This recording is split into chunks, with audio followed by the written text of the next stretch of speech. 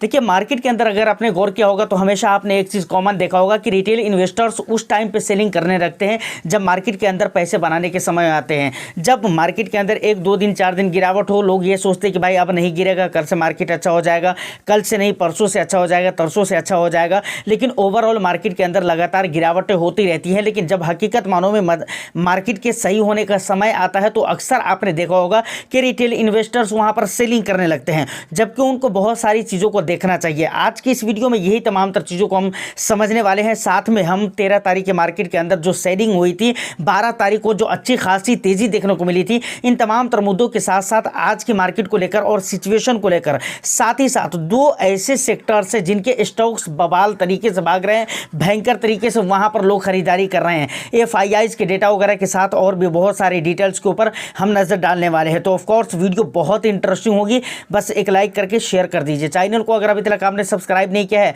तो चैनल को भी ज़रूर सब्सक्राइब कर लीजिए, क्योंकि इस तरह के इंटरेस्टिंग कंटेंट हमेशा मैं आपके लिए लेकर आता रहता हूं।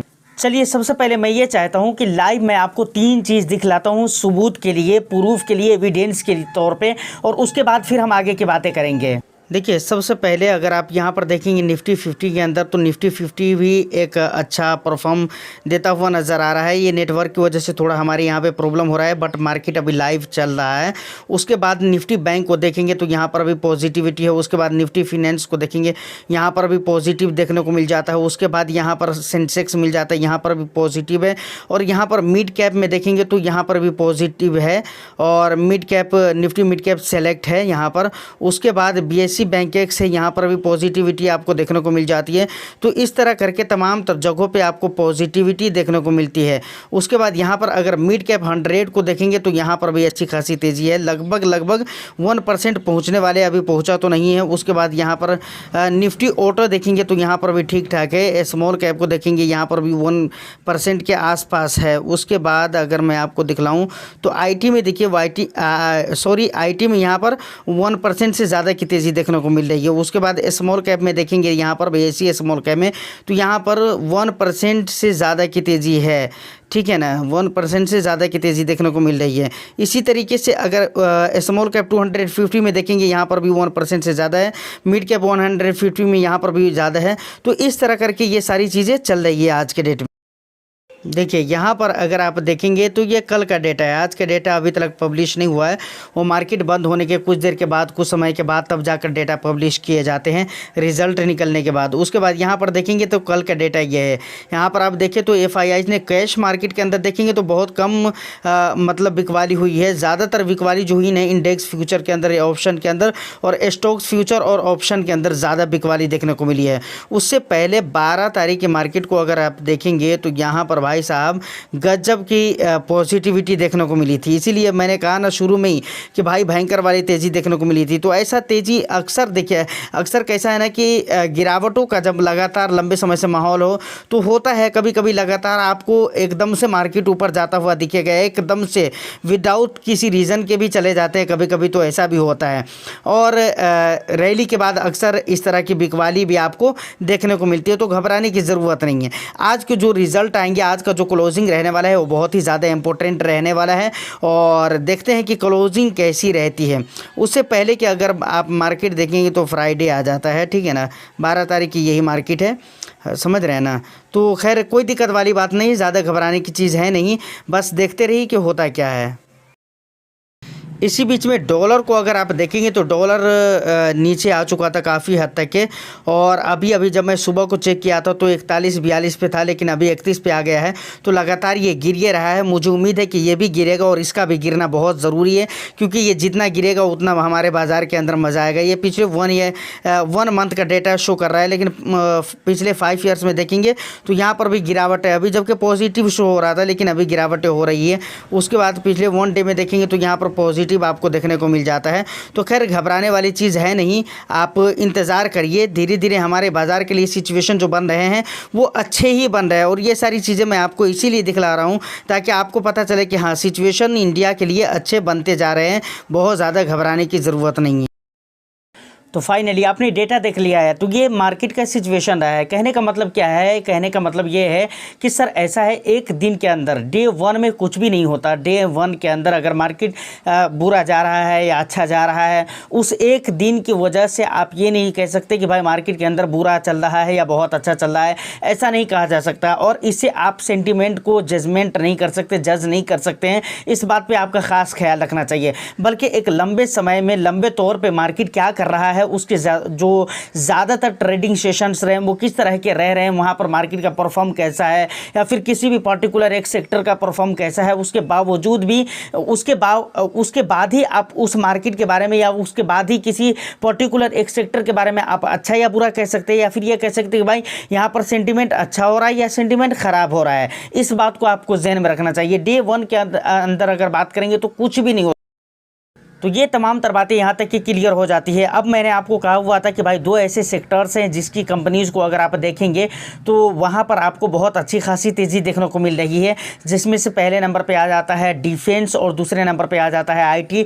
आईटी की इतना ज़्यादा सीरियस लेकर हम नहीं चलेंगे, लेकिन डिफेंस को सीरियस लेकर इसलिए चलेंगे क्योंकि डिफेंस के अंदर लंबे समय से काफ़ी गिरावटें हुई थी। और स्टॉक्स और कंपनीज़ वाइज अगर देखेंगे, अगर पर्टिकुलर एक एक कंपनीज़ वाइज देखेंगे तो कंपनीज़ को अगर मैं बात करूं तो कई सारी कंपनीज ऐसी थी जो 35-35, 40-40% तक की गिर चुकी थी जिनके स्टॉक्स, लेकिन वहां पर अभी आजकल बहुत ज़्यादा हरियाली देखने को मिल रही है। सबसे पहले हम कुछ स्टॉक्स आपको दिखलाते हैं, फिर वहां पर हम समझाते हैं कि भाई इसके पीछे की कहानी क्या है और मेन असली रीज़न क्या है, उसके ऊपर फिर हम बाद में देखिए। सबसे पहले हम कोचिन शिपयार्ड को देख लेते हैं। यहाँ पर जब आप देखेंगे तो यहाँ पर आज की डेट में डे वन के अंदर 13%, 13.5% से ऊपर की तेज़ी देखने को मिल रही है। और इसी तरह करके एक कंपनीज़ नहीं है, बहुत सारे मझगांव डॉक को अगर देखेंगे तो यहाँ पर भी अच्छी खासी तेज़ी देखने को मिल रही है। डे वन के अंदर देख रहे हैं लगभग 7.5% की तेज़ी देखने को मिल रही है। उसके बाद अगर हम बात करें तो पारस डिफेंस आ जाता है हमारे पास। तो यहाँ पर आप देखेंगे तो भाई यहाँ पर भी 7.5%, 7.25%, मतलब लगभग 7.25% की तेज़ी यहाँ पर भी आपको देखने को मिल रही है। पारस डिफेंस यहाँ पर आप देख सकते हैं, स्पेस टेक्नोलॉजीज़, तो यहाँ पर भी अच्छी खासी तेज़ी देखने को मिल रही है। तो इस तरह करके डिफेंस के स्टॉक्स में बहुत अच्छी खासी तेज़ी देखने को मिल रही है। और उसका रीज़न क्या है ये भी मैं अभी आपको बता रहा हूँ। यहाँ पर हिंदुस्तान एरोनॉटिक्स देख रहे हैं आप, यहाँ पर आप देखें तो 3% से ऊपर की तेज़ी फिलहाल तो दिख रही है। आने वाला टाइम में, क्लोजिंग के टाइम में कैसा रहता है वो चीज़ देखने वाली होगी। उसके बाद भारत इलेक्ट्रॉनिक्स को अगर आप देखेंगे तो सेम चीज़ें यहाँ पर भी देखने को मिल रही है। 2% या 2.5% से ऊपर की तेज़ी है, लगभग 2.25% की तेज़ी है। तो इस तरह की तेज़ी डिफेंस के स्टॉक्स में देखने को मिल रहे हैं। अब बात आती है कि भाई इसके पीछे का रीज़न क्या है, तो चलिए मैं रीज़न भी आपको बता ही देता हूँ कि भाई ये सीन क्यों देखने को मिल रहे हैं। अगर ट्रेंड में देखेंगे ना ग्रो के ऊपर, तो ट्रेंड में आप देख लीजिए यहाँ पर कोचिन शिपयार्ड है ना, देखिए यहाँ पर क्या लिखा हुआ है, मोस्ट ट्रेड ऑन ग्रो। तो यहाँ पर कोचिंग शिपयार्ड है, मझगांव डॉक है, उसके बाद बीएससी है, उसके बाद भारत डायनेमिक्स है। ये भी डिफेंस की कंपनी है, भारत डायनेमिक्स, जो कि मैंने अभी तक आपको नहीं दिखलाया, ये भी डिफेंस की कंपनी है। लगभग 3% की तेज़ी आप यहाँ पर भी देख सकते हैं।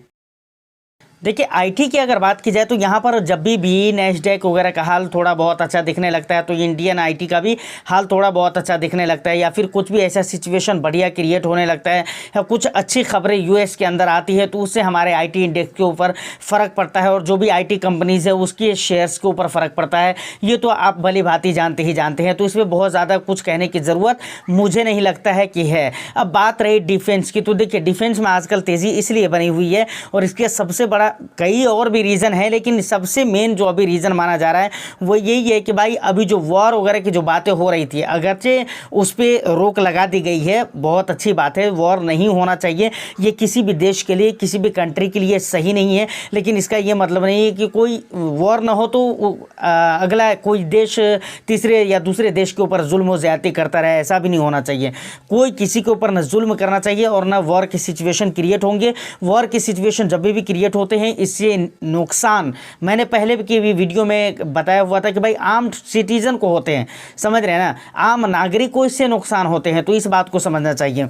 और देश भी कई साल पीछे चला जाता है, जिसको रिकवर होने में कई सालों लग जाते हैं, 200 साल, 20 साल, 45 साल, 50 साल, ऐसा भी लग जाता है, कई साल लग जाते हैं देश को रिकवर करने में। ये डिपेंड करता है कि भाई वॉर किस हिसाब किताब का और किस लेवल का हुआ है। तो ये चीज़ नहीं होना चाहिए। तो ये जो वॉर की जो बातें हो रही है ना, और इसकी वजह से ये जो प्रोडक्ट होते हैं डिफेंस सेक्टर में काम आने वाली जो, और उन चीज़ों के डिमांड बहुत ज़्यादा बढ़ गए, समझ रहे हैं ना, उन चीज़ों के डिमांड्स बहुत ज़्यादा बढ़ गए। कंपनीज़ के पास ऑर्डर आने लगे, लोग डिमांड में आ गए, चीज़ें डिमांड में आ गई, उसको अगला आदमी को और लोगों को भी समझ में आने लगा।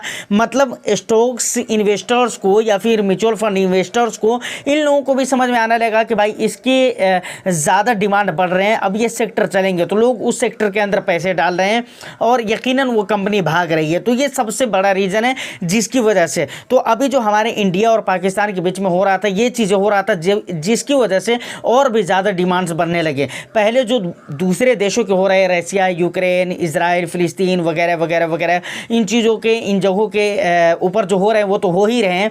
साथ में जब से हमारे इंडिया के अंदर ये चीज़ें देखने को मिली है पाकिस्तान के साथ, तब से ज़्यादा इन चीज़ों की डिमांड और भी। तो देखिए यहाँ पर डिफेंस के ऊपर ज़्यादा अगर नज़र करा कर आप बैठे हुए हैं, या आईटी के ऊपर तो हो सकता है आपकी नज़रें ना हो बहुत ज़्यादा, लेकिन हो सकता है डिफेंस के ऊपर बहुत ज़्यादा नज़रें करा कर बैठे हो। तो यहाँ पर एक बात का ध्यान रखना चाहिए कि फ़िलहाल मैं क्या बोल रहा हूँ, इस वर्ड पे गौर कीजिएगा। फ़िलहाल तो हम इसको यही कहेंगे कि भाई ये शॉर्ट टर्म की तेज़ी है, इसको अभी वेट करना चाहिए।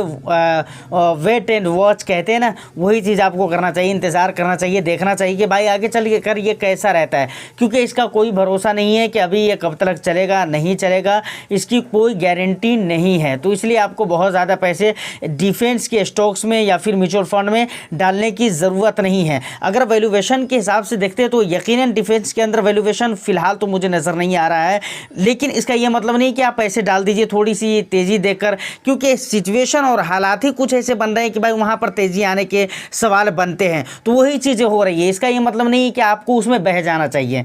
तो इस बात का खास ख्याल रखिएगा। लमसम का मौका जिनका छूट गया तो दिक्कत वाली बात नहीं है, लमसम के मौके मिलेंगे।